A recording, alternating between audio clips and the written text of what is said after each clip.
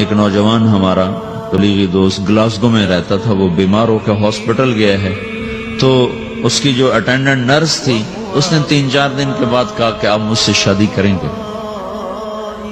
اس نے کہا میں مسلمان ہوں، تم کرسچن ہو؟ کہا میں مسلمان ہو جاؤں، اگر آپ شادی کرتے تو میں مسلمان ہوں۔ اس نے کہا تم کس وجہ سے مجھے یہ پیشکش کر رہے ہو؟ وہ کہنے کہ میں 3 دن سے تمہیں دیکھ رہی ہوں تو کہ تم نے ایک دفعہ بھی نظر اٹھا کے مجھے نہیں دیکھا، میں نرس ہوں، میری زندگی یہاں گزری ہے، میں نے کوئی نوجوان ایسا نہیں دیکھا جو لڑکی کو دیکھ کے نظر جھکا لیتا ہو، میں پہلی دفعہ اپنی زندگی میں کسی کو دیکھ رہی ہوں کہ جب اس کے سامنے میں آتی ہوں تو اس کی نظر جھک جاتی ہے، تو مجھے یقین ہو گیا تیرے اندر سچائی ہے۔ تو مسلمان ہو گئے۔ اس نے آگے کتنی بچیوں کو مسلمان کیا۔ پھر اشفاق احمد صاحب مرحوم تھے، یہ ڈرامہ رائٹر، ان سے اچھی سلام دعا تھی میری، تو ایک دن مجھ سے کہنے لگے کہ میں تبلیغ کے کام سے متاثر ہوا ہوں انگلینڈ جا کر، پاکستان میں نہیں، انگلینڈ جا کر، کہ میں ایڈنبرا میں پارک میں بیٹھا تھا، میری بیوی میرے ساتھ بیٹھی تھی، تو ایک جماعت آئی، انہوں نے آ کر اذان دی مغرب کی اور نماز پڑھی۔ نماز کے بعد 13-14 لڑکیاں بھاگ کے آگے آئیں ان سے بات کرنے کے لیے، تو میں نے بیوی سے کہا آؤ سنو یہ کیا کہنے کہتے ہیں، تو کہا ہم دونوں بھی پہنچے، تو جس نے جماعت کرائی تھی نا اس کو ایک لڑکی آگے بڑھ کے کہتی آپ کو انگلش آتی؟ کہی آتی ہے۔ کہی آپ نے کیا کیا ہے؟ کہی ہم نے اپنی عبادت کی۔ تو لڑکی کہنے لگی آج تو اتوار نہیں ہے، تو اس نوجوان نے کہا کہ جی ہم دن میں 5 دفعہ کرتے ہیں، صرف اتوار کو نہیں، روزانہ 5 دفعہ۔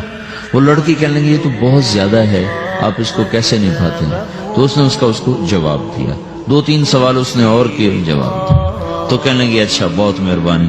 اس نے اسے ہاتھ بڑھایا آگے ملانے کے لیے نا، تو وہ نوجوان کہنے لگا میں آپ سے معافی چاہتا ہوں، میں آپ کو ہاتھ نہیں ملا سکتا۔ تو اس لڑکی نے کہا کیوں؟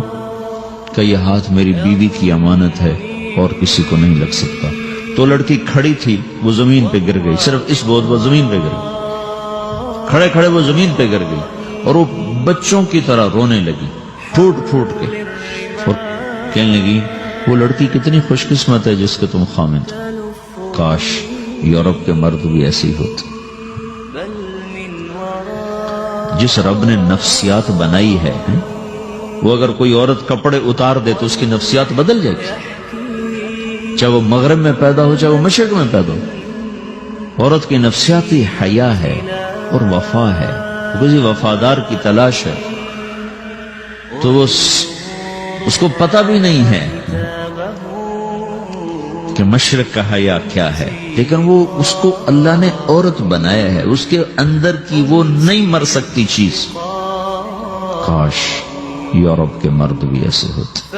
اور آنسو پوچھتی ہوئی وہاں سے اٹھ کے چل دی۔ تو اشفاق صاحب مرحوم کہنے لگے میں نے اپنی بیوی سے کہا بانو آج وہ تبلیغ ہوئی ہے کہ لاکھوں کتابیں بھی چھپ جاتی، وہ کام نہ ہوتا جو یہ نوجوان اپنے عمل سے کر دیا۔ تو میرے عزیزو کٹی پتنگ نہ بنو، اپنی کٹی پتنگ کی منزل کوئی نہیں رہتی۔ اللہ اس کے رسول کے ہاتھ میں اپنے ڈور دے کے چلو، اللہ اس کے رسول کی غلامی میں اپنے آپ کو چلاؤ تو اللہ تمہیں بھاگ لگائے گا، عزت بھی دے گا۔ اپنی منمانی میں کوئی راحت نہیں، اللہ کی قسم کوئی راحت نہیں۔ 6 بر اعظم پھر کے تمہیں بتا رہا ہوں کہ جو اپنی ترتیبوں پر چلنے والوں کے دکھ آپ لوگ اندازہ نہیں لگا سکتے۔ چلنا ہے تو اللہ اس کے رسول کی زندگی کو اپنا کے چلو، اللہ تمہاری دنیا بھی سکھ والی بنائے گا، آخرت بھی سکھ چین والی بنائے گا۔ لیکن یہ سیکھنا پڑے گا، سیکھنا پڑے گا۔ تبلیغ اس کو سیکھنے کی محنت ہے اور اس کو آگے پہنچانے کی محنت ہے۔ تو یہ عمر ہے، اس وقت ساری دنیا اسلام کے لیے تیار ہے، چونکہ نظریاتی طور پر دنیا شکست کھا چکی، کسی کے پاس کچھ نہیں۔